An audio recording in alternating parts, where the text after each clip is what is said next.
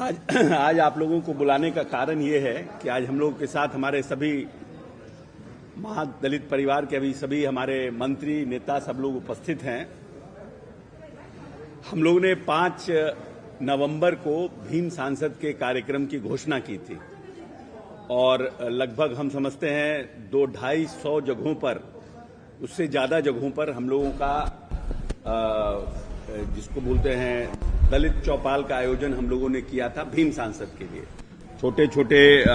गांव में जाकर के, टोलों में जाकर के पूरी टीम प्रचार प्रसार कर रही थी और जो हम लोगों ने माननीय नेता ने हमारे और अंबेडकर साहब ने जो संविधान में समानता की बात की थी उसका हम लोग प्रचार प्रसार कर रहे थे और बहुत लोगों में उत्साह था। लेकिन क्योंकि जब हम लोगों ने इसका अनाउंसमेंट किया था 5 नवंबर का और प्रयास हम लोगों को था कि उसी दिन हम लोगों का ये कार्यक्रम हो जाए, माननीय मुख्यमंत्री जी जो हमें समय मिला था नेता से, इन 6 नवंबर से विधानसभा का सत्र शुरू हो रहा है और 10 तारीख तक वो सत्र चलेगा और ये डेट हम लोगों के डेट के बाद ये डेट आया और माननीय मुख्यमंत्री जी की कुछ व्यस्तता भी थी और फिर उसके बाद माननीय मुख्यमंत्री जी का आग्रह था कि इसको विधानसभा सत्र के बाद किया जाए। बाद के सत्र का जो इतवार हम लोगों को मिल रहा था और हम लोगों ने जो आपस में बातचीत की तो उसमें ये निर्णय हुआ कि हम लोग इतवार को ही ये कार्यक्रम करें जिसमें कि लोगों को आने में सुविधा हो, पटना में भी जो लोग रहते हैं उनको भी असुविधा ना हो, जो लोग ऑफिस जाते हैं, जो दिनचर्या जिनका रहता है, इतवार को संडे रहता है, संडे है, छुट्टी रहता है, तो दूसरा जो इतवार आ रहा था 5 तारीख के बाद वो 12 तारीख आ रहा था, उस दिन दिवाली है और दिवाली के 6 दिन के बाद फिर छठ आ रहा था, तो वो दूसरा इतवार भी नहीं पकड़ा रहा था। इसीलिए माननीय मुख्यमंत्री जी से हम लोगों ने बात करके निर्णय किया कि 26 नवंबर को उसी वेटनरी कॉलेज ग्राउंड में उसी जगह पर हम लोग ये कार्यक्रम करेंगे। समय और जगह वही वेटनरी कॉलेज ही रहेगा, 11 बजे से ही रहेगा, लेकिन सिर्फ डेट जो है माननीय मुख्यमंत्री जी की व्यस्तता, विधानसभा का सत्र और त्योहारों का सिलसिलेवार ढंग से इतवार पड़ने के कारण इसको हम लोगों ने 26 नवंबर को निर्णय किया है, 26 नवंबर को कराने का और माननीय मुख्यमंत्री जी ने, नेता ने भी 26 नवंबर का समय दिया है। हम लोग का प्रयास है, क्योंकि अब हम लोगों को थोड़ा समय भी मिल गया है, हम लोगों का प्रयास होगा कि और ज्यादा से ज्यादा जगहों पर, अभी तो मान लीजिए कि हम लोग कहीं न कहीं जाते थे तो सभी टोलों को कवर नहीं कर पाते थे। अगर कहीं किसी प्रखंड में गए तो 2-4 जगह जो इंपॉर्टेंट हुआ उस सब जगह जाकर के लोगों से आग्रह किया, आमंत्रण दिया। लेकिन अब प्रयास हम लोगों का होगा कि हम लोग, समय मिल गया है, ज्यादा से ज्यादा जगहों को और कवर करें और ज्यादा से ज्यादा लोगों को और उस कार्यक्रम में बुलाने की चेष्टा करें, क्योंकि कैपेसिटी तो उस जगह का मैक्सिमम 75,000 कुर्सी लगाने का है, तो मैक्सिमम 1-1.25 लाख का है। लेकिन कम से कम इसी बहाने हम जो माननीय मुख्यमंत्री जी का इस 17 साल का जो कार्यकाल है, जिस तरह से माननीय नेता ने इस प्रदेश में दलितों में भी जो सबसे कमजोर वर्ग था, खास करके जो समाज, मांझी समाज, जो समाज दलितों में भी सबसे जिसको बोलते हैं कमजोर वर्ग था, आर्थिक रूप से, राजनीतिक रूप से, जो उसको सबल करने के लिए, उसको ताकतवर बनाने के लिए जो महादलित, माननीय नेता ने महादलित का शब्द का प्रयोग किया, दलितों में भी दलित, और उसको जो उठाने का उन्होंने प्रयास किया है, उसकी बात को हम लोग जन जन तक पहुंचाने का काम करेंगे और प्रयास करेंगे कि माननीय नेता की जो 17 साल के कार्यकाल की जो भावना है उसको हम लोग जन जन तक पहुंचा सकें और इस समय का हम लोग सदुपयोग करें और उसको और बृहद तरीके से करने का प्रयास करें, जिससे कि एक जन भावना जो है वो लोगों में इस माननीय नेता के कार्यकाल के प्रति जाए और दलित जो वर्ग जो हमारा है, जो आरक्षण के ऊपर टीका टिप्पणी है या फिर जो संविधान के ऊपर टीका टिप्पणी है, उसको और जोरदार तरीके से संगठित करें, जिससे आने वाले भविष्य में किसी राजनीतिक दल की यह हिम्मत न हो कि वो इस सब पर टिप्पणी करे और दलितों को और हम संगठित करने में मजबूती प्रदान कर सकें।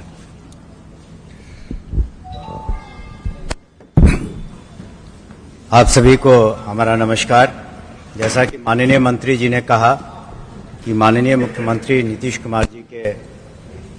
कहने पर हम लोगों ने 26 नवंबर को उसी जगह वेटनरी कॉलेज ग्राउंड जो हवाई अड्डा से लगा हुआ है, वहां पर हम लोग 11 बजे इस कार्यक्रम को भीम संसद को करेंगे। और उसका उद्देश्य जैसा कि पूर्व में हम लोगों ने आपको बताया और सभी जगह हम लोग घूम के बता भी रहे हैं कि देश बचाओ, संविधान बचाओ, आरक्षण बचाओ। तो अभी जो माननीय मुख्यमंत्री ने समाज के वंचित वर्गों के लिए जो सुविधाएं दी हैं और जिस तरह से ऊपर उन्हें उठाया है, उसके बारे में हम लोगों ने सभी जगह संदेश पहुंचाया है, सभी लोग जान रहे हैं। और हमें उम्मीद है कि काफ़ी लोग इस कार्यक्रम में शिरकत करेंगे और खास करके हर वर्ग में, ये पार्टी का कार्यक्रम है और हर वर्ग में उत्साह है, पार्टी में भी उत्साह है और सभी लोग काम कर रहे हैं और जन जन तक पहुंच रहे हैं। त्योहारों की वजह से और उसके पूर्व जो हमारा असेंबली का सेशन है उसकी वजह से हम तुरंत नहीं कर पा रहे हैं, तो 26 तारीख को निश्चित रूप से होगा। और एक संदेश भी हम देना चाहते हैं कि जो वर्तमान स्थिति है देश की, जिसमें जो केंद्र सरकार है, भाजपा की सरकार है, और किस तरीके से संविधान के विरुद्ध कार्रवाई कर रही है, किस तरह से संवैधानिक संस्थाओं का दुरुपयोग हो रहा है, किस तरह से लोकतंत्र खतरे में है। और एक संदेश हम निश्चित रूप से देना चाहते हैं सभी वर्गों में कि हमारा महागठबंधन बहुत मजबूत है, माननीय नीतीश कुमार जी का नेतृत्व है, बहुत अत्यंत ही सफल है, सबल है और प्रभावकारी है। और हम निश्चित रूप से इस आयोजन को 26 नवंबर को हम लोग पूर्णतः सफल तरह से आयोजित करेंगे। शुक्रिया।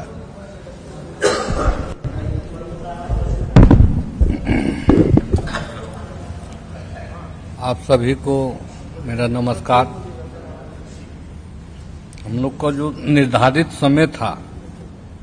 उसमें अपरिहार्य कारण और विधानसभा चलने के चलते 5 तारीख के कार्यक्रम को स्थगित किया गया है और 26 नवंबर के कार्यक्रम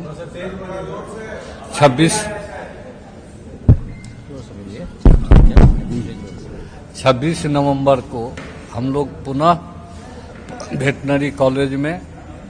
कार्यक्रम करने जा रहे हैं और ये संदेश देना चाहते हैं पूरे देश को। बिहार की धरती जब अंगड़ाई लेती है तो केंद्र की तख्तियां हिल जाती है। तो पूरे बिहार के महादलित, दलित, अति पिछड़ा, अल्पसंख्यक, पिछड़ा समाज के लोग अंगड़ाई ले रहे हैं और केंद्र की सत्ता से उखाड़ फेंकने का संकल्प 26 नवंबर को लेने जा रहे हैं। और समय जो मिला है तो इसमें हम बहुत खुश हैं क्योंकि हमको और मौका मिला है और काफ़ी जनसंख्या में हम लोग उपस्थित होंगे वेटनरी कॉलेज में। और जैसा कि हमको रिपोर्ट मिल रहा है SC/ST समाज से इतना उतावला है जो हमको लगता है पटना जाम हो जाएगा, इतना उतावला है। काफी उत्साह है लोग में। जो दल ने भ्रम फैलाने वाली पार्टी जो संविधान में छेड़छाड़ किया है, आरक्षण को खत्म कर दिया है और देश को गिरवी रख दिया है, उसके विरोध में पूरे बिहार नहीं,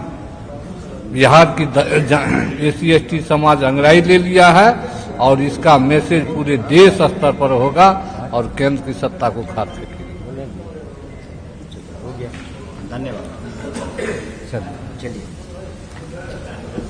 बाबा एक सवाल सवाल ले लीजिए। हाँ, पत्थरबाजी किया गया खास करके गिरिराज सिंह काफी हमलावर है। गिरिराज सिंह ने कहा कि नीतीश कुमार ने पत्थर चलवाया। देखिए, ये लोग निकृष्ट लोग हैं। इन लोगों को सिर्फ हिंदू मुस्लिम करने के अलावा इनका कोई नहीं है। जो भी इस तरह की घटना हुई है, चाहे हिंदू धर्म के प्रति, मुसलमान धर्म के प्रति, ये जितना इसकी निंदा की जाए उतना कम है। जो लोग इस देश में धर्म के नाम पर बवाल पैदा करने की कोशिश करते हैं और उसका राजनीतिक लाभ किसको होता है, कहीं भी अगर हिंदू मुस्लिम की घटना हुई उसका राजनीतिक लाभ किस पार्टी को होता है। जो लोग ये कहते हैं कि फलना पार्टी ने और फलना नेता ने ऐसा करवाया है, उनकी भावना क्यों होगी? क्योंकि हम तो जीवन भर प्यार बांटने में और जोड़ने की बात करने में लगे हुए हैं, तो हमें इस तरह का काम करने से क्या फायदा है? फायदा तो वो इस तरह के काम करवाने का प्रयास करते हैं जिनको राजनीतिक इससे फायदा होता है। इसीलिए गिरिराज सिंह जैसे लोग इस देश में जोड़ने की बात नहीं करते हैं। गिरिराज वैसे लोग इस तरह की घटना की हम जितनी भर्त्सना की जाए उतना कम है, प्रशासन भी कम, और प्रशासन पूरी तरह से सजग होकर वैसे लोगों को चिन्हित करके कार्रवाई कर रहा है। लेकिन गिरिराज सिंह का यह बयान कि नीतीश कुमार जैसे लोग इस तरह की घटना को अंजाम दे रहे हैं, हम समझते हैं कि राजनीतिक का अभी भी इनको पॉलिटिक्स का पी का पता नहीं है। जो व्यक्ति 24 घंटा जग करके ये प्रदेश महफूज रहे, ये प्रदेश में कैसे अमन चैन कायम हो, अपने पार्टी के नेताओं के साथ साथ भारतीय जनता पार्टी के नेताओं से लेकर आरजेडी के नेताओं तक को रात के 2-2 बजे तक फोन करके ये बात कहना कि आप सजग रहिए, आप वहां पर माहौल को अपने हिसाब से देख करके और प्रशासन को मदद कीजिए, वैसे व्यक्ति के ऊपर ऐसा आरोप लगाना, और 17 साल में कोई घटना नहीं हुई इस प्रदेश में,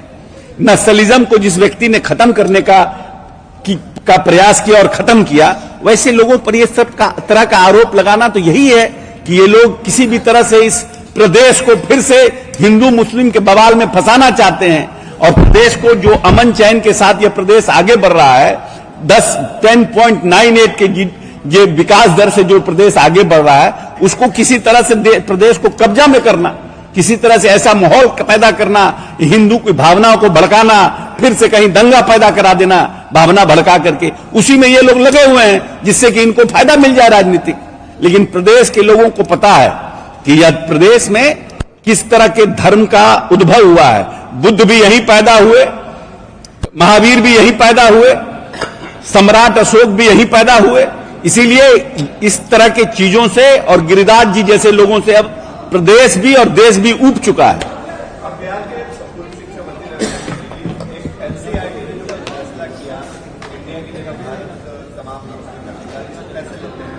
नहीं, अगर इंडिया के जगह पर भारत बोलना है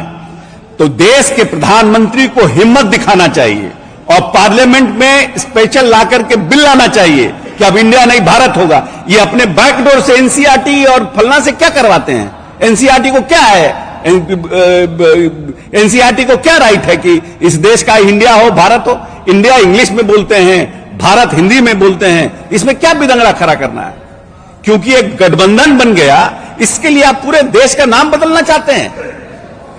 इस देश का यह जरूरत है ना कि ये जो रहर का दाल 55 रुपया से 185 रुपया हो गया, देश ये चाहता है कि कैसे 100 रुपया से नीचे आए।